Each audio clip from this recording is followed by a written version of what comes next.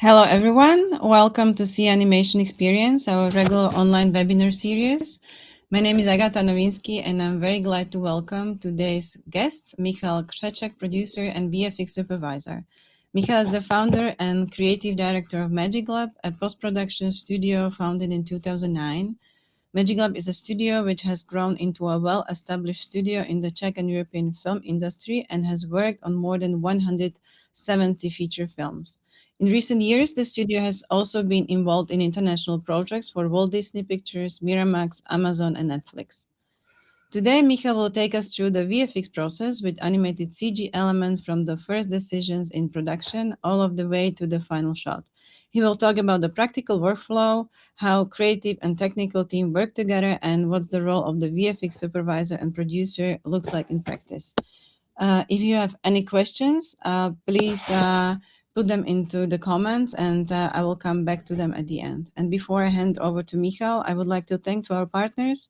This session is supported by Creative Europe Media, the International Visegrad Fund, the Czech Audiovisual Fund, the Ministry of Culture of the Czech Republic, and the Audiovisual Producers Association. And now the floor is yours, Michal. Yeah, thank you very much. Thank you very much for introduction. Visual effects. This presentation will cover like a wider view to visual effects and visual effects pipeline to bring a better understanding how this process works. This platform is about the animation, and animation is something which is a part of visual effects. I think every CGI or VFX shots which include CG object has to have some animation. If that's not just lining stone on the ground, these objects has to be animated. So let's start with the history, because I think this will bring better understanding. First thing is that the visual effects is evolution, not revolution. Visual effects are not the thing of last few decades. That's something which is here from early beginning of cinema.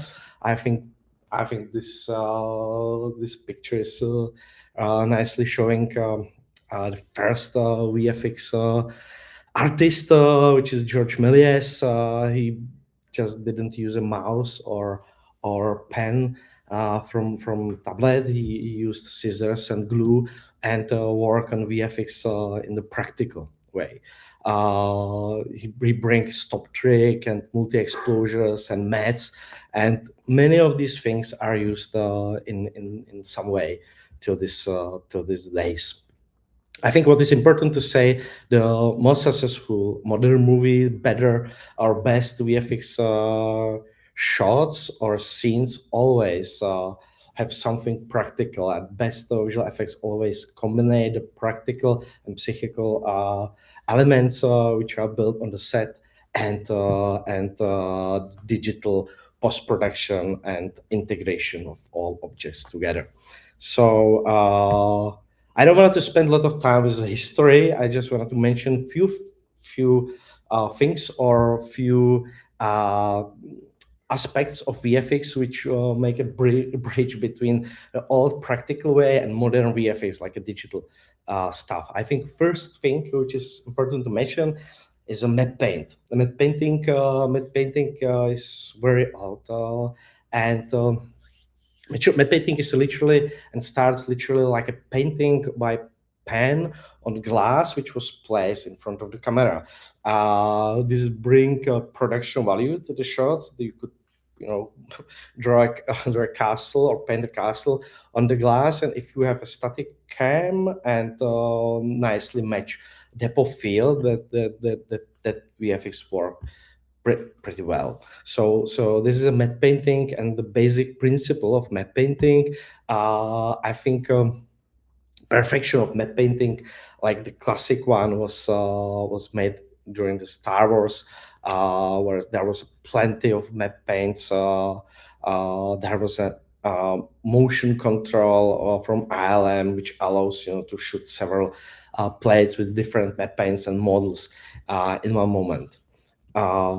Digital matte paint is quite similar thing like matte paint in the practical era. You are not just painting on the glass, you're painting in the Photoshop or Affinity, and you composing layers. So that's pretty similar.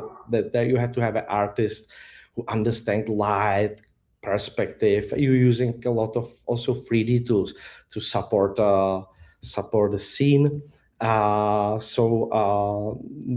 This is the matte paint. I have to go quite briefly through this because there is plenty of things.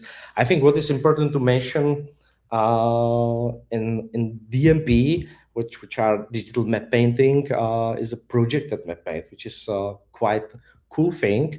When you have a static matte paint, because matte paint is static, you could project the matte paint to basic 3D scene, and this projection could bring some movement to the scene. So this is a way how plenty of castles in many TV series was built. That's just a projection, and this really could make that matte paint live. I think Game of Thrones, all the castles there are projected matte paint. This saves a lot of time because if you want to build something like this in 3D, it's dozens, maybe hundreds of hours. In the matte paints, it's quite faster, and you need 3D, building or castle just when you want to fly through, like in Harry Potter. But for most easier purposes, this is the best approach. So if we will say that we have 4 core disciplines in VFX: 3D track, CG, DMP, digital matte paint, and compositing. So now we went through one of them, which is DMP. Another important thing from practical cinema is Chroma key. 2040, there was a first movie with I have it here. Yeah, technical blue screen traveling mates technology, which was first time used. The things were that you had an actor on the blue screen. Because skin have no blue color and you dress him into nothing blue there, you could easily use the blue channel like a black and white matte, and you could separate the background and foreground, and you could use optical printer device and copy these two film stocks into one, thanks to this black and white mattes. So this allows you to combine 2 sources, and again ILM and Star Wars, they used the quad. They used this optical printer with 4 sources to allow them make the biggest composition in this practical world. So chroma key and compositing of layers is something like compositing in this age, in the digital era. In VFX, there are plenty of green screens, and the compositing is something which combining all layers from the like a VFX pipeline. So usually you are using for compositing Nuke, which is quite industry standard. We have just one app which is here on the market. It's node-based compositing software that works like that. You have several sources, and you have a node. You have these nodes, and combining these nodes together. So here's one source, second source. You bring just what you need: blur, color correction, key, and you have a node which connecting both 2 layers, 3 layers together. You are using the compositing to combining all layers from the VFX work. So one of your sources is CG output, second is DMP, third part is original footage from set. So this is what compositor doing, combining all these things together. Compositor have to be artists which have a feeling, of realism, to understand how to balance all these layers together and bring best, integration of these layers. Compositing is basically like 2D, but you have a 3D space there, which allows you to combine 2D pictures on cards, place there a 3D camera, probably with some 3D tracking. You also could place there lights and 3D objects. So even the 2D compositing tools are a bit 3D. Just like like how that nodes could looks like or can't looks. It's quite a difficult thing, but if you do everything properly, the output could look something like this. You have nicely structuralized tree of all effects which you are using in the composition. So that's compositing, second pillar of VFX. Third thing, quite important, which we have from the past, are models and puppets. Models and puppets was something which was combined again in place and bring some elements which was not able to shoot, like here gorilla from King Kong, or these models from Star Wars or any other movie that was super usually used. What is nice that this is quite similar like CG assets. You have a model, you have texture, you have look development, you have a rig which you're using for animation instead of armature which you had in the puppets. The procedure is quite similar, and overall, like CG is just placing these CG assets to scene, lightening that, and animating these objects. So this is third one. And when we add 3D track, which is a procedure which allows you to proceed calculation of camera movement in a record footage, which brings 3D objects to scene accurately integrate with the correct perspective and motion. If you bring this like a fourth discipline, we have 4 core disciplines which we're using in VFX: 3D track, CG, digital map paint, and compositing. CG is the biggest one. They have a lot of departments and a lot of disciplines where artists focus to different kind of works.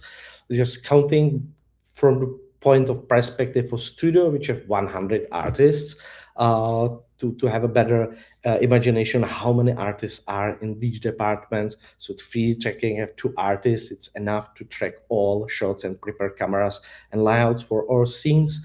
6 is 2 in CG department, 6 in DMP, and probably around half of CG artists, 30 in compositing department. Something like how the artists could be split. What is important when we're talking about pipeline, that we are talking about assets and shots which we are thinking about counting and building separately. So CG department is split to assets and shots. Let's check this from a little bit different view. Super basic elemental pipeline. You have assets which have like own assets pipeline. You create assets, you use the asset in the shots, place it into the layout, animate it, light it, and render. And this rendered layers from CG goes into the compositing. You have shots which are footage which is shots and DMP, and all this end up in the compositing, which brings like version of VFX shots. So this is a basic understanding what are VFX. Now let's jump to brief history of digital effects. So first movie which brings digital effects done on computer was Westward. That was year 1973, and imagine, in that era there was just super slow rendering capacity. This movie brings first a digital generated sequence that was super difficult to. I'm gonna to play it. Yeah, here's a robot. Let's check the reflection in his eyes. That's not VFX. That's practical, and this is first digital manipulated image in the film history. It was super difficult to convince producers to do this. It was super super expensive, demanding, and the producers just think that it's gonna to be easier to do it by some blur or do it practically, but at the end they choose this way, the digital way. The effects from this point of view is super easy. In that era, they render a whole 2-minute sequence, which was in Eternal movie. They render this 2-minute sequence for 8 weeks. So this is first VFX. Let's jump to first 3D objects in the feature movie. It was 1976 Future World.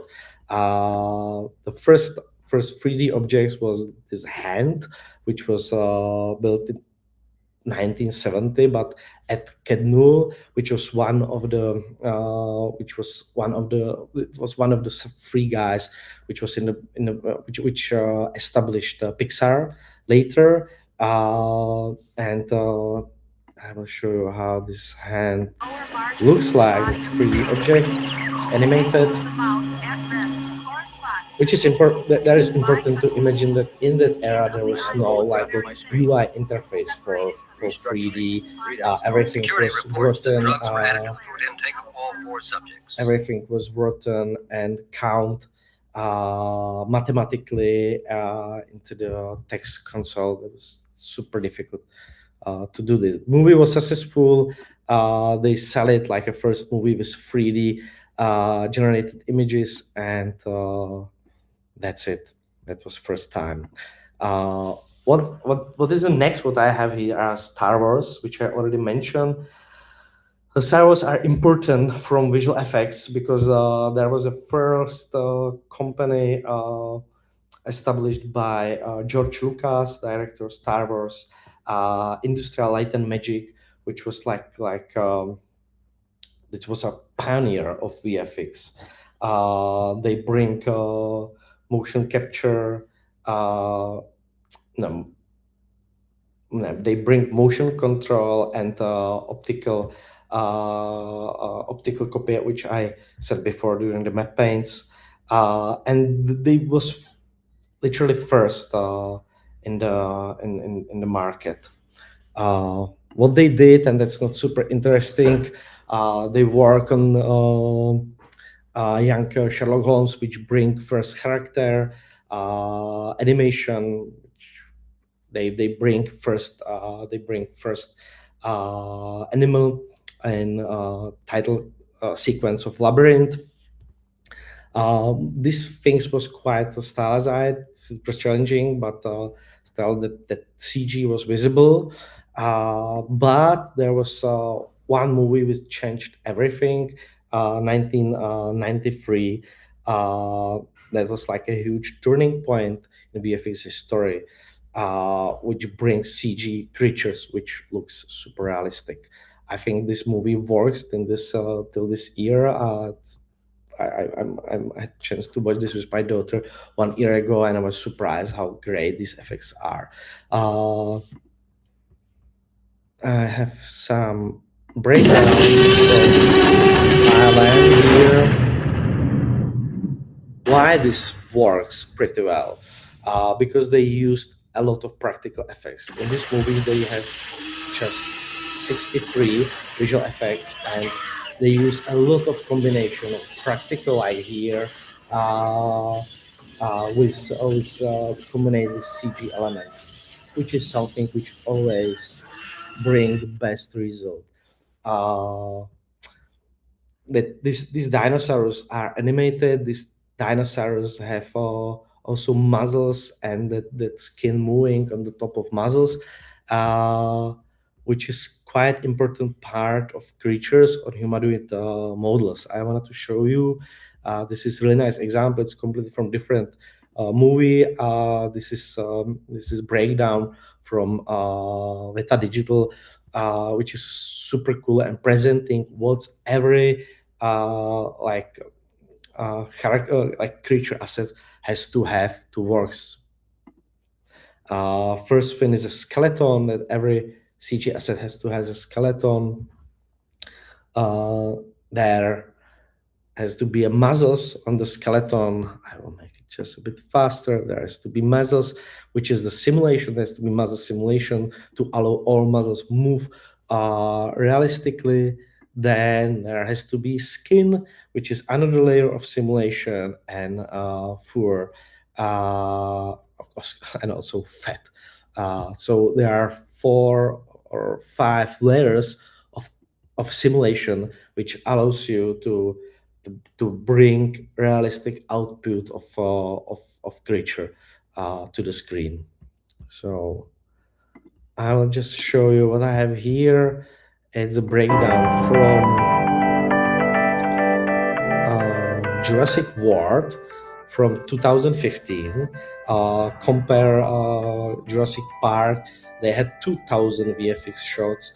Almost, there was dinosaurs everywhere. They used for muzzle simulation. They used 3D acceleration. That was first time used for plenty of or this rapid use of simulation of muzzles.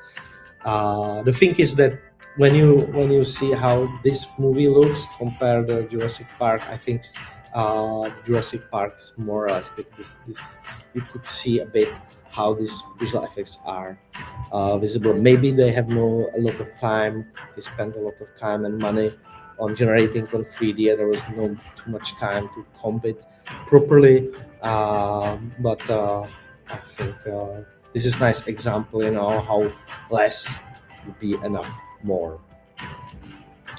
So another important movie, Toy Story. Toy Story is super important for animation. This completely changed the way how to animate movies. I think it's super cool. They had big troubles. The budget double. Also the time, but the big success bring very very good outcome from this movie. From a VFX point of view, that's nothing super important. Let's jump to metrics, which bring 2 technologies which are very very important. First one was photogrammetry. When we have this bullet time, which everyone knows, camera flies around the guys, shoot to several apparatus, photo cameras in one moment, and you animate these things around. I have it probably here. The breakdown of this, it's here. It's super cool. They had to recreate the environment around. I think this happened here in the underground. That's also happened on the roof of some buildings, and they use completely new technology called photogrammetry, which using photogrammetry is a process of using number of photographs taken from different angles, which mathematically match and reconstruct in high accurate 3D models, which is textured by that own photos. So you shoot plenty of photos and you recreate a 3D scene from these photos. This is used in plenty of times. You could by yourself do super accurate 3D model with the photo camera, and this is just great technique for scanning and for map painting. How they use this also, to study how, because they was able, thanks to photogrammetry, they was able to match plenty of pictures of different expressions of face, but also different lighting setup, and they was able, to match these faces frame by frame, and study, how that light interact with the face, which allows later to bring super realistic rendering of human skin. In this movie, this technology doesn't work. That's why they did this photogrammetry, also the face for faces of the agents and other CG characters on the scene. But later that was used in Lord of Ring. Lord of Ring brings plenty of new technologies which are used till this moment. First was the first time used motion capture. This technology was developed for decades, but this was first time used in the movie.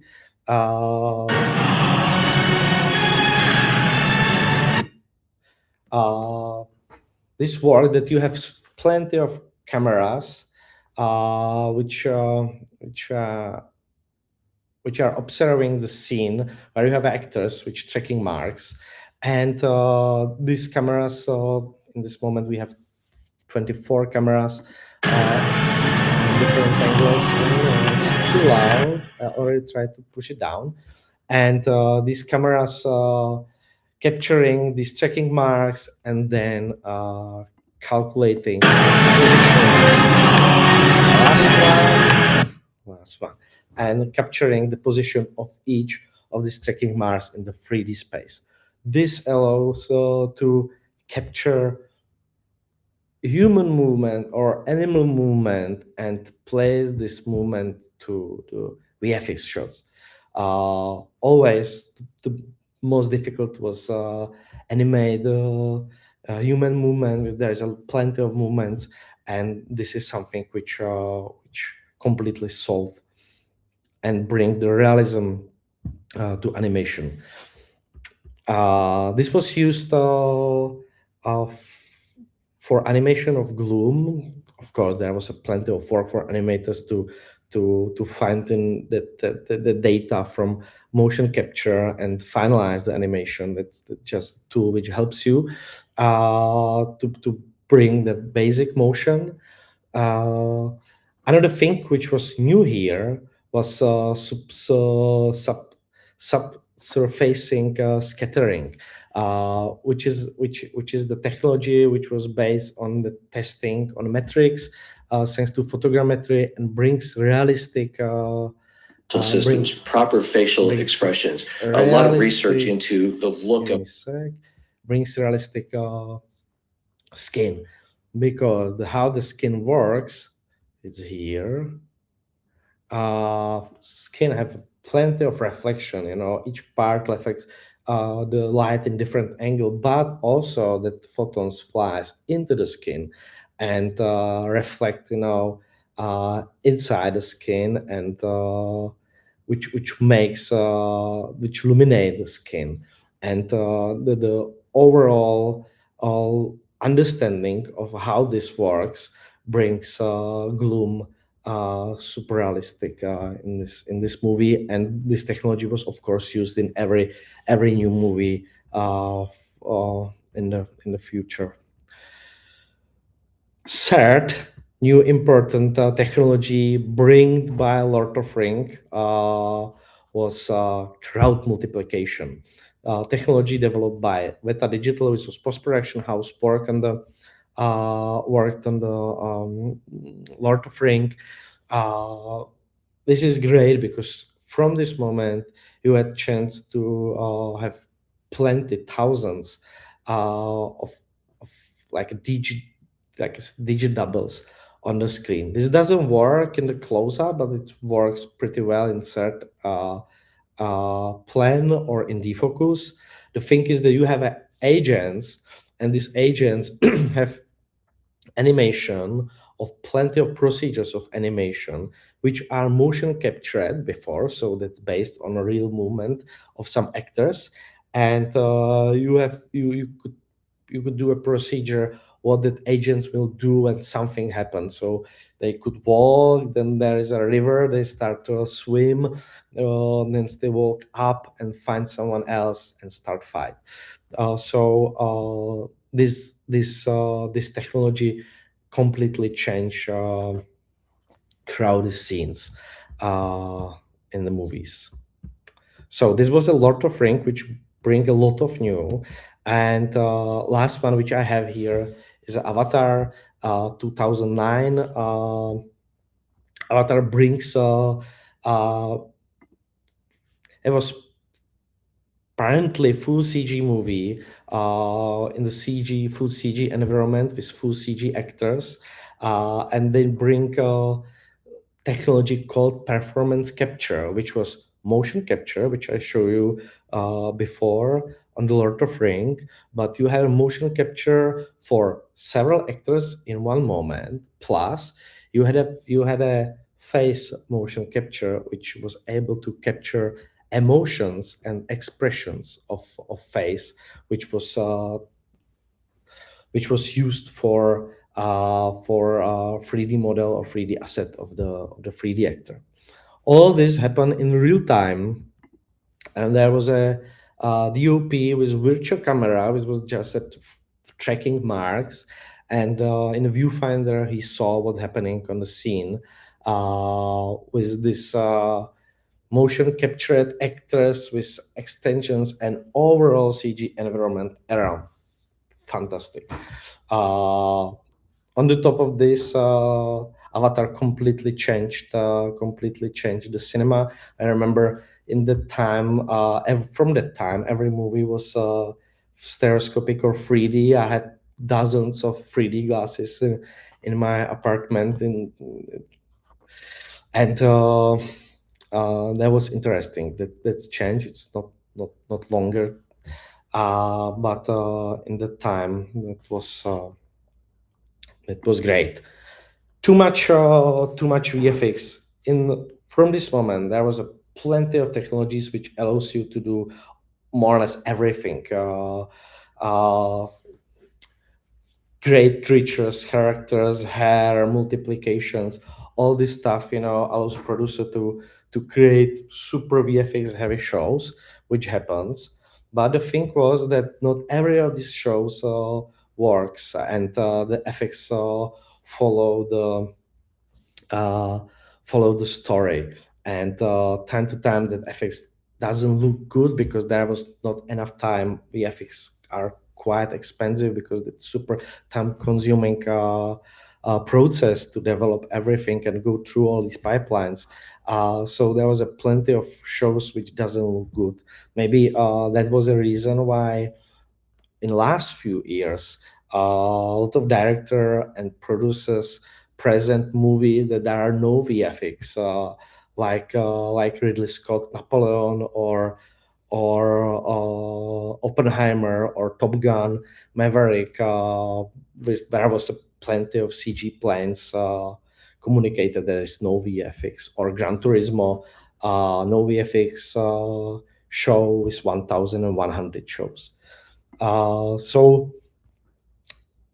what is a good visual effects and how to do how to bring this great visual effects live? I think the best visual effects is visual effects which going with the story, which not outstanding, which are supporting the narrative and help to sell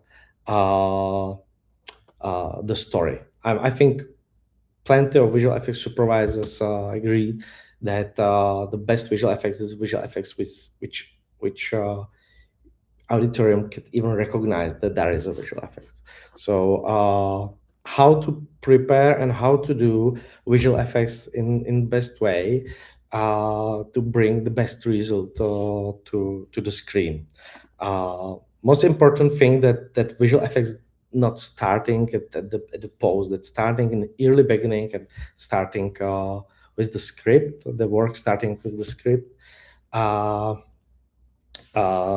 are two important persons or rules: VFX supervisor and VFX producer, which are responsible for VFX production for whole movie.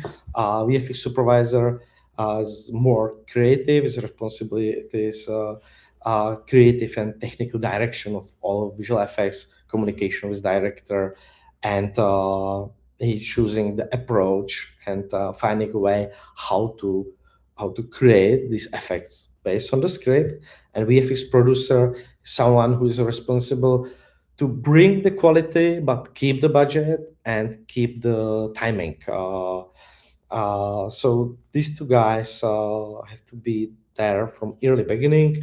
What is important, that time to time you have plenty of VFX supervisors and plenty of VFX producers in one show.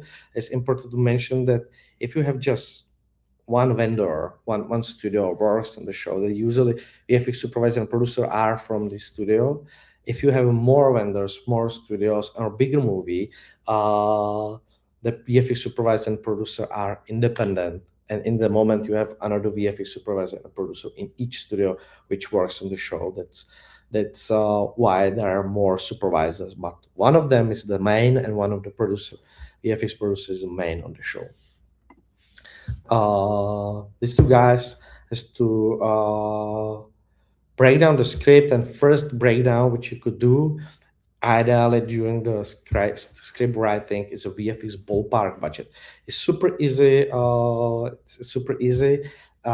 have a script, you separate script to scenes, and you just trying to find how many scenes you have in each category. You split difficulty to several categories, and you just trying to count that in the scene number 4 you have 1 or 2 shots category 3 and 1 shot category 5, which is super difficult.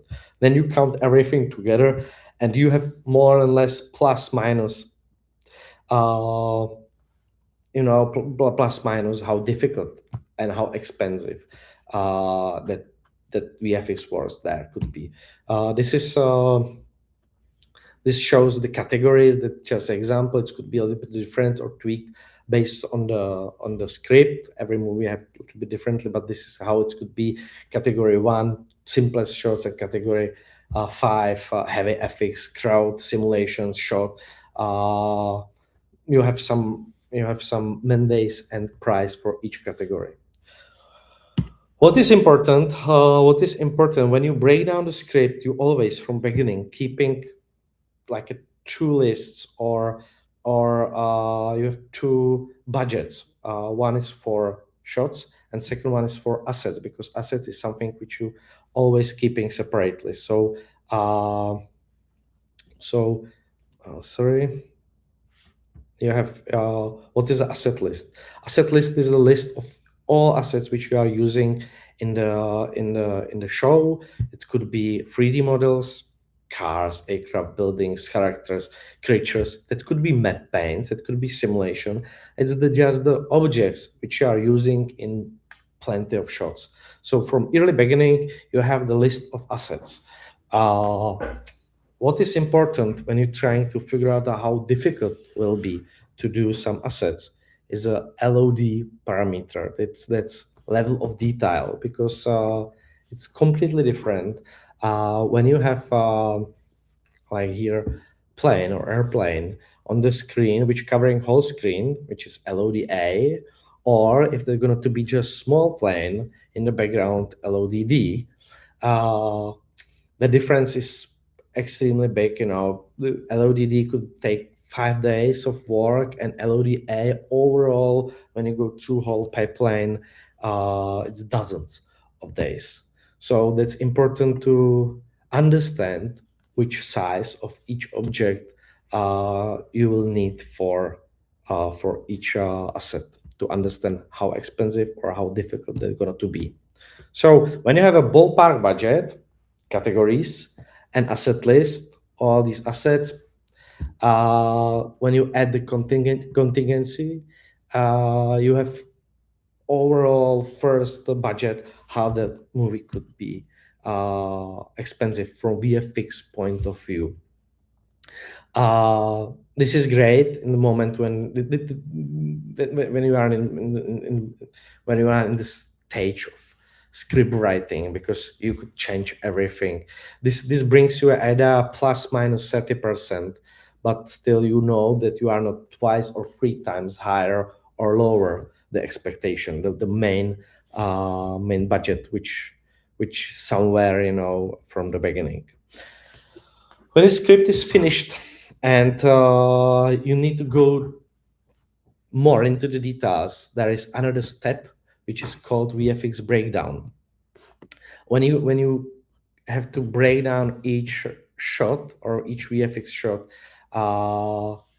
more into the details. What do you need for VFX Breakdown? You need a script, storyboards, concept arts, locations, because when you want to make a matte paint, you have to know how these shots will look like and where we will shoot these shots. You have to communicate with director and producer, and all these sources are necessary for VFX Breakdown. So how VFX Breakdown looks, it could be Excel sheet with plenty of columns, or it could be a database like this example, which is FileMaker Pro, and you have VFX description, approach, VFX checklist, and etc.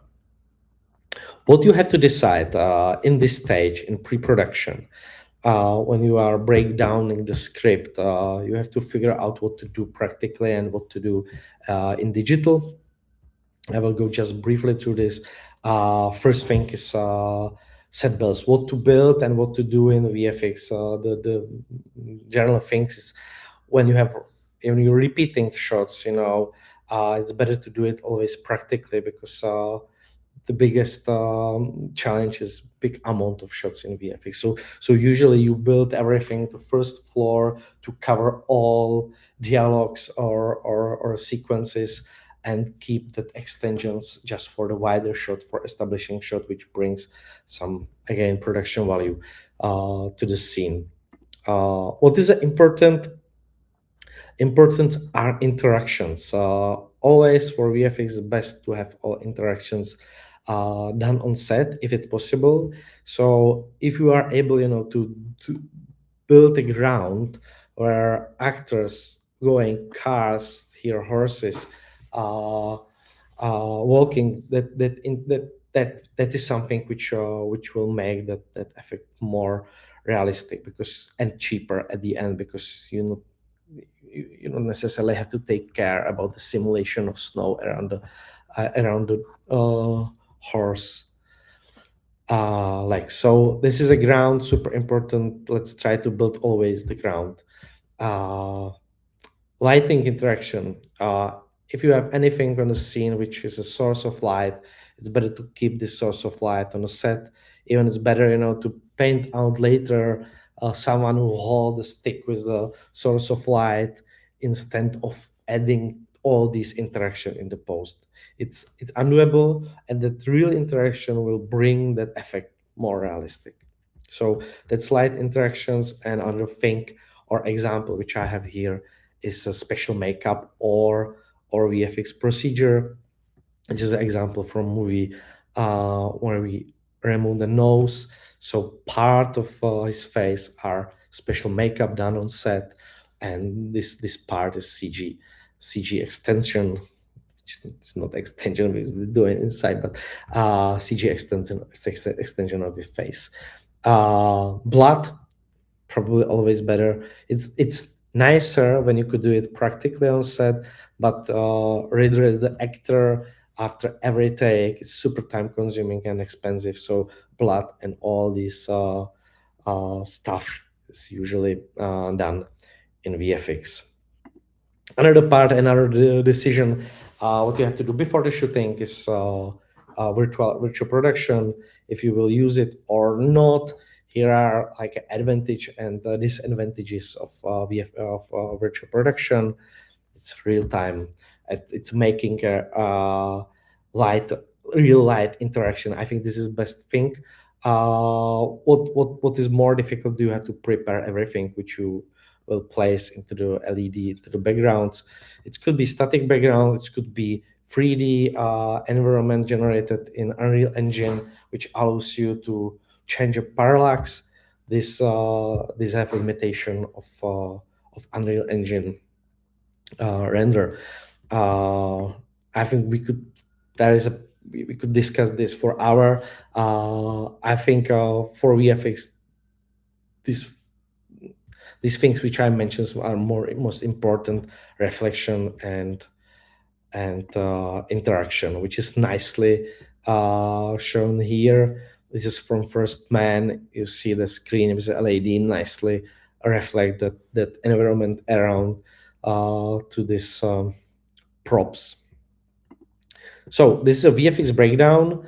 All this stuff you have to go through and figure out before the finished breakdown to finalize the approach, how you will do what, which layers you need, and what you have to take care about.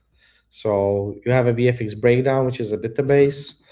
When you add mandates for each part of work there, when you add mandates for asset list, which is improved, which is a bit, which have a more details from the ballpark ones, you have pretty accurate VFX budget before the shooting.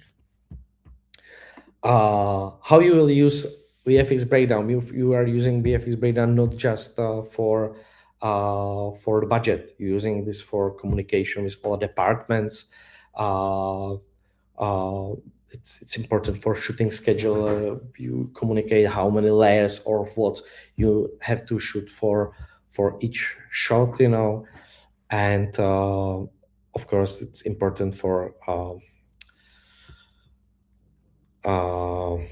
effective data capturing. VFX asset list helps you, to start asset builds. So let's jump to this screen, which show you the VFX timing. That's the bottom part. VFX. The top one is a picture. Let's just check this production is a shooting and then starts editing. This is also VFX. I place it into the top part because this VFX edit happening in the editing room. So here's a ballpark. Early stage VFX breakdown. This is this R&C. This has to be R&D. It's R&D, research and development. Then you super early start if you have a 3D assets which you need for animation, for editing. You have to start with assets super early, especially when you plan to use assets for previs before the shooting. So previs needs some like basic assets. During the shooting, you have a VFX supervision. We'll discuss later. Then start with the postfix and VFX. So this is somehow how these are arranged in the timeline. So shooting starts. During the shooting, from VFX point of view, there has to be VFX supervisor on set, taking care about the shooting, all layers, continuity, and everything has to work.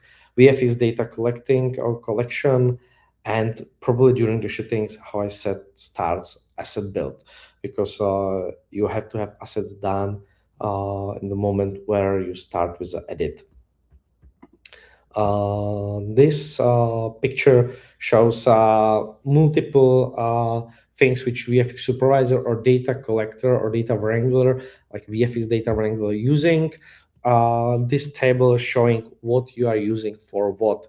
Chroma and Grayboard you need for each shot, and that's lighting and reflection reference. Color chart you using for each shot, and thanks to this color chart you could create a neutral grade of using the comp. Same clean plate measuring 360 HDR maps, which are using for lightning of CG scenes, and etc. etc. Here's quite a lot of things which data wrangler or whole VFX team has to take care about.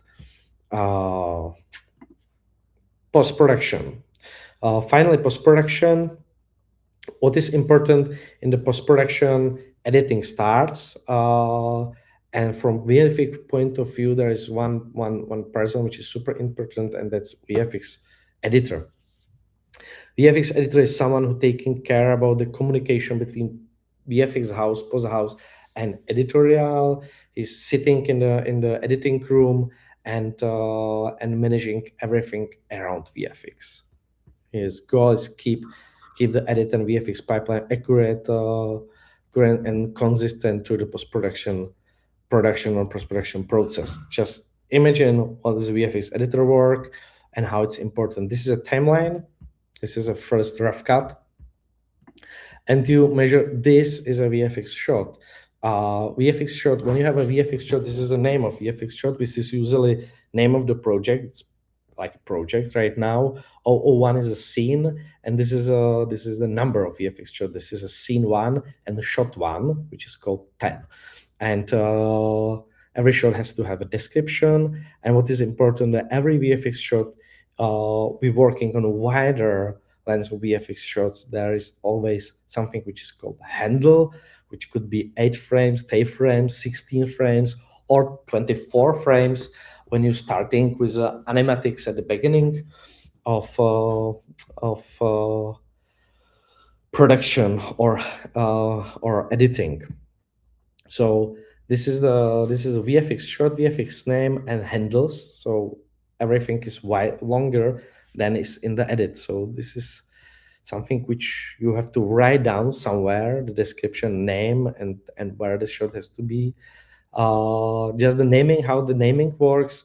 You have same scene, but different. This is a shot 1, 10, shot 20, and 30, which allows you to add more VFX shots when something raised in between. So you could place here a shot 25 and in the middle 23, and this allows you to keep the naming chronologically. So you have VFX shots named, and now production starts, and productions bringing back versions of the production. So these layers are versions which coming from the post-production to the editing, and VFX editor have to take care about. The first version is probably animation, which is here, animation version 7, because that's first version which is approved by VFX supervisor to ready to send it to editing. So this is first version, and then you have a second and third. And when animation is approved, you have a version of comp, version 1 and version 5, and you have to collect the feedback for each version. So this, I wanted to show that there are plenty of shots in different stages, and also, edit is dynamic. So based what you're delivering to the editing room, the edits change. That's the reason why you have the handles here, but time to time that shot could change and could be rapid, longer or shorter, and all of this has to be communicated. So this is a work of VFX editor. This is an example how the outcome from VFX editor could looks like. These are tables with all information, time codes, and all changes which are necessary to translate from or send from editing editorial to post-production house. Postvis. What VFX editor working with, or editor at the end, is a postvis or temp-coms. This is like a first previs of animation, like a first version. Usually these previses have a wider or bigger handles at the end and beginning of the shot. I have the example, how this postvis or temp comp could looks like. This is from the show with some CG airplanes, and now you could see some like block animation or some progress animation where could brings you an idea what's happening in the show, that you are able to edit this instead of nothing there. So this is a postvis, like first version of approving process. So this is something like this part of work, the animation. After you approve the animation, you start with the comp. So jump back to this VFX pipeline. VFX production stages. You remember I've shown you this like elemental pipeline, asset shots, rendering, compositing, which is at the end of the process. I wanted to show you a little bit more in detail here. So this is an asset pipeline. Asset pipeline starts always with the concept or mood board, maybe later concept. After you approve the concept, you start with the texturing and surfacing. No, sorry, that's the first is modeling and then is texturing. This is a back, but yeah, concept modeling. When you approve the modeling, you start with this texturing. If we're going to be opposite, it doesn't work at all. So modeling, texturing. When you have parallel with the texturing, you could work on a rigging, which is the armature of that CG assets. When you have a rig, you have to do animation test for to allows you to approve the rig. FX, look development, and asset build. These are procedures which are creating that CG asset or model. When we had that animatic or temp comp or previs that fighters jet, this is that asset ready for approve. This is a way how the asset could be approved. You see the asset from different angle without any motion blur in different lighting condition, lit by some HDR maps, probably which will be later used in the show. So this is the asset and asset pipeline. And here is the shot pipeline. So first there's a tracking or match moving. Then you have a layout. When you create the scene, you place the CG asset into the scene. Then is the step animation. When you have animation, you start with the FX and lightning, and that's the CG part. Then you have a digital map paint, like another pipeline step, and comp is at the end of this process. The compositing, that's the node-based system which I showed you at the beginning. Why is here this circle? Because you have plenty of shots which have no map paint, which have no which have no CG, and in the moment there is only one pipeline step for this shot. That's comp or comp and DP, but there is no CG. This is another view of VFX pipeline steps. More accurate. This is from pre-production to production to post-production. You see here is a low poly, high poly modeling, which you later use for previs, and what happening in the pre-production, research and development, testing, low poly modeling, production.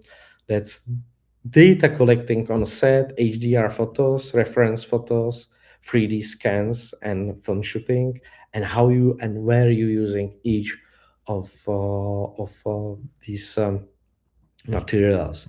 So high modeling, going to texturing, which going to look development. When you have look development, you're going to lightning, and you lightening the scene, which have some animation, and FX animation need rigging, which is connected to model. Overall, lightning and rendering brings layer to compositing. So compositing is the output of VFX, and here's the film shoot materials. You have VFX conforming, which place everything into the correct order, matte painting, and these are all sources for the compositing. I wanted to show you this. This is a shot grid. This is a tool which is quite often used for post-production pipeline management. You see all this TRK, tracking, map paint, animation, lightning, comp. All these pipeline steps are here. Here are who's work on these pipeline steps and what is the progress of the show. This also allows you to control approving process of each shot. Here is just,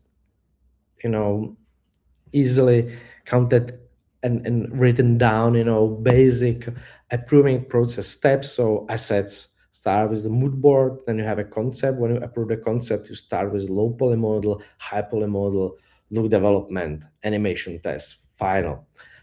Shots is always starting with version 0, which is just what you have in the edit with some general scale. If there is a recomposition, temp comp, animation or final animation, creative final when you have where this compositing work is done, and after the creative approval you start with a QC layer where you fine-tune all details like grain and edges, and you fine-tune everything to have it completely proper. So this is how the VFX pipeline and approving process in general looks. I wanted to show you several examples of VFX shots to better understand how difficult these stuff are. So first I have here basic retouch. Basic retouch is super easy. Paint out of this switch on the wall. That's static shot. This is something which could be easily done in calculating in 10 minutes probably. When you will go through VFX pipeline, it's going to take more because you have to go through all that approval process and data management process. So this is super easy shot. 1 of 3 man days for just comp pipeline step. But imagine this is something which could be easily said, let's fix in a post. And but imagine this switch going to be in the detail behind her hair, and in that moment they're going to be completely different story, and they're not going to be 0.3 but much more. I found this example where we had to paint out this guy in a black jacket behind the girl with black hair. This was a bit difficult.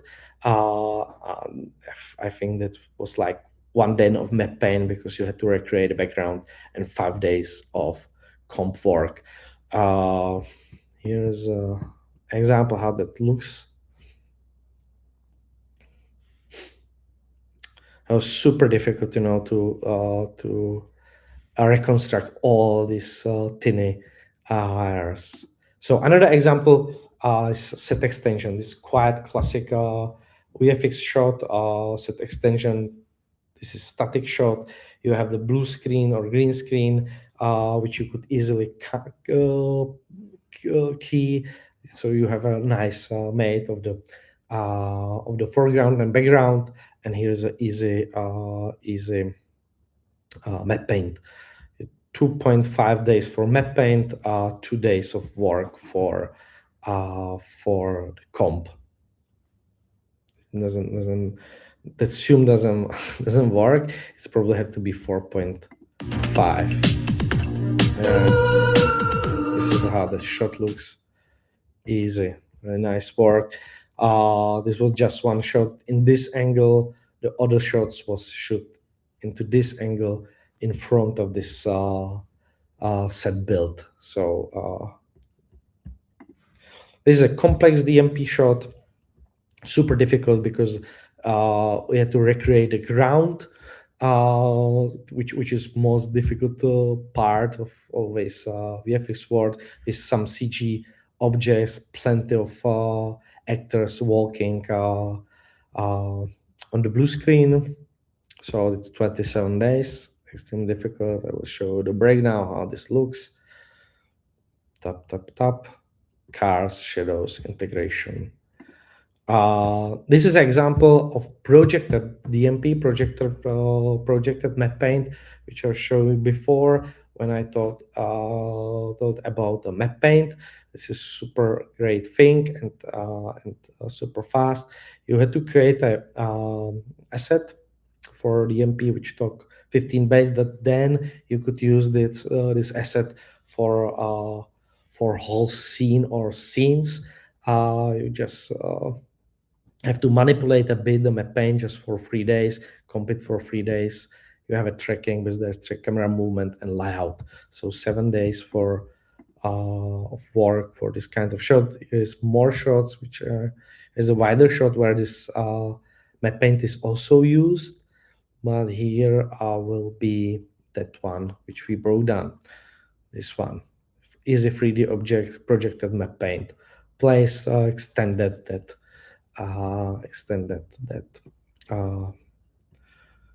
scene. CG extension, this is that nose which I shown before. 3D tracking, you have to track the camera and you have to track that face. We also did a LiDAR scan of this face. So there is layout, lightning, which just to make that CG extension lit. Here is nicely visible, that original plate and the final result. So it's here. And doesn't work. So this is a CG asset of the nose based on the scan and some CG work and comp work around. And the last example which I have here is full CG shot with CG plan and FX. There is no 3D tracking because the full CG shot, layout, half of day, 4 days for animation, block animation first, animation later, FX, lightning, DMP for placement of that background, and comp work. I will show you how this looks. So here you have a map paint background, like map paint sphere, CG clouds, CG planes with FX surrounding the planes, and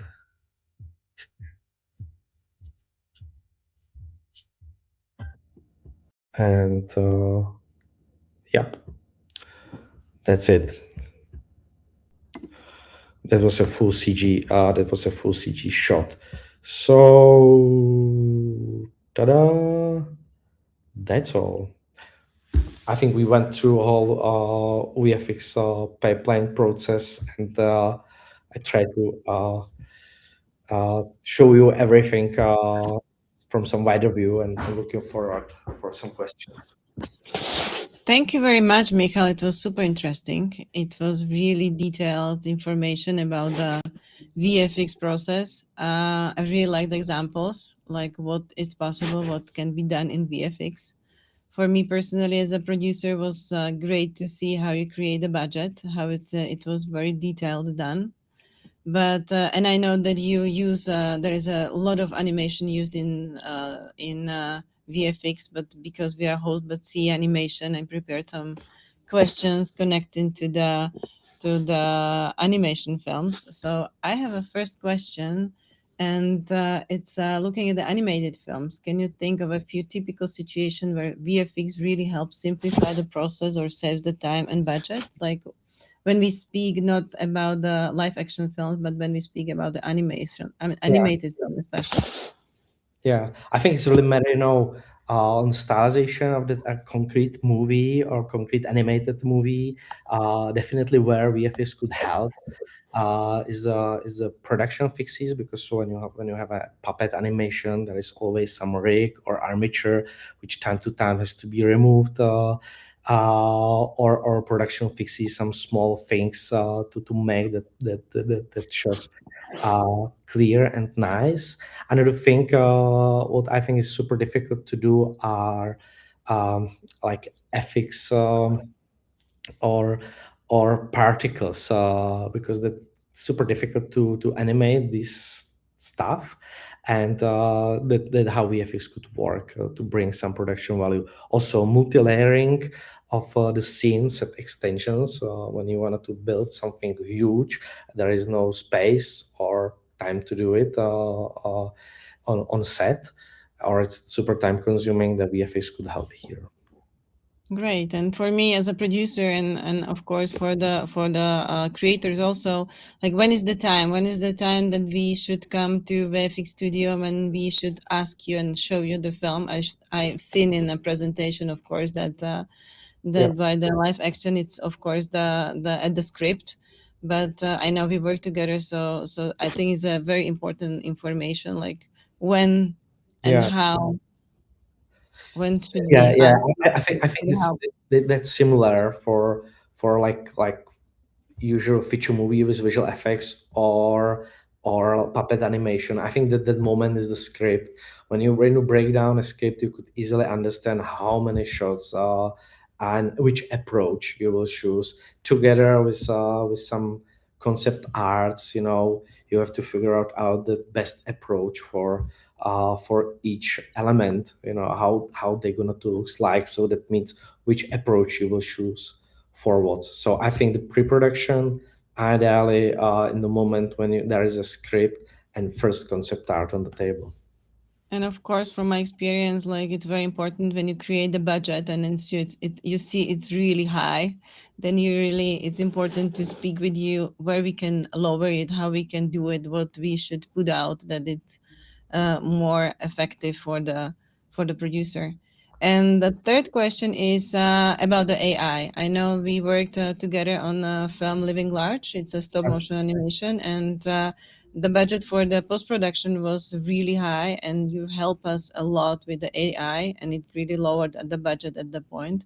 So do you think it's AI is just for this? And in our case, it was more technical. It was about the cleaning. It was about cleaning all the puppet heads and the rigs. But is it AI used in animation at this point only for this repetitive and technical parts, or is it possible to use for different things in animation? Or I think AI growing and it's changing every day. It's super interesting to go to social network and see always something new. I think in a production in these days, that's usually more these tools which you mentioned, which helping you with some parts of the production and more speeding up the time of paint downs, map paints, and these basic things, keying, tracking, then generating like whole shots. So the thing is that we don't know how this is gonna to looks in the future. Let's look like that will help more and more. There are tools for animation when you could just easily set up first position of creature and last position of creature and place there something in the middle, and the creature jumps and automatically do this animation. So for animation, there are going to be probably several or plenty of tools which could help and speed it up the process. Great. And one more thing before, I've seen some already done applications for the tools for making the animatic via AI. Do you think it's already effective, or we still need some time to use it? It's really matter, how the output looks and what is the purpose of the animatic. You could have when you want it to be super precise and animatic, like timing wise, they're probably going to be better to do it manually. But if you just wanted to have a rough feeling or rough imagination how the scene could look like, then that AI generated animatics could work pretty well. And how does it work actually? If I understand it right, you still need to have the storyboard, and you put the storyboard inside the tool, and then it will somehow move the characters, right? Yeah, because you have several procedures. First one is generate a picture. So you have to draw and generate a picture of what's going to be in the frame, and then you have another procedure which make this picture, which make the picture move, and you will write what has to happen in that shot. So you generate a picture with the dog, and you write to different, AI process to write down that dogs have to run to left corner, and then the dog run into the left corner. But there is more hard to control how they will run, which trajectory, and what he will do during and how fast. So these are the things which is a little bit difficult, to control or to take care about. Okay, great. Thank you very much for all the answers. Thank you very much for the presentation. It was very helpful. I believe all the viewers will get a lot of information about the VFX, about the pipeline. I really enjoyed the explanation between what's the difference between the VFX supervisor and producer and editor to better understand your work. So thank you very much. Thank you for watching us, and see you next time by the CEEA Experience webinars. Thank you. Thank you very much.